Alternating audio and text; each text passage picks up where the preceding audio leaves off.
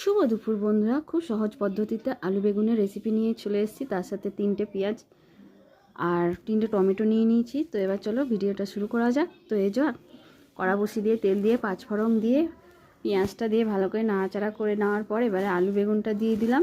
তো আলু বেগুনটা দিয়ে দেওয়ার পর ভালো করে নাড়াচাড়া করে নেওয়ার পর এখানে একটু নুন আর হলুদ দিয়ে দিয়েছি। আগেই বলেছি মশলা ছাড়াই খুব সহজ পদ্ধতিতে আমি রেসিপিটা করে বানাবো, দেখাবো।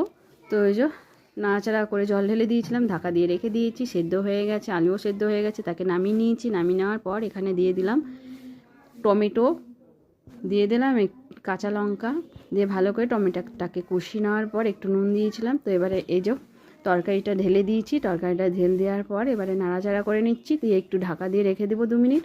তো ঢাকা খুলে নেওয়ার পর তো আরও একটু দেখে নিতে হবে তরকারিটা হয়ে গিয়েছে কিনা। তো এই যে তরকারিটা হয়ে গেছে। আলু বেগুনের রেসিপিটা যদি তোমাদের ভালো লেগে থাকে তো একটা লাইক কমেন্ট করে সাবস্ক্রাইব করে পাশে থাকার অনুরোধ রইল। এই রেসিপিটা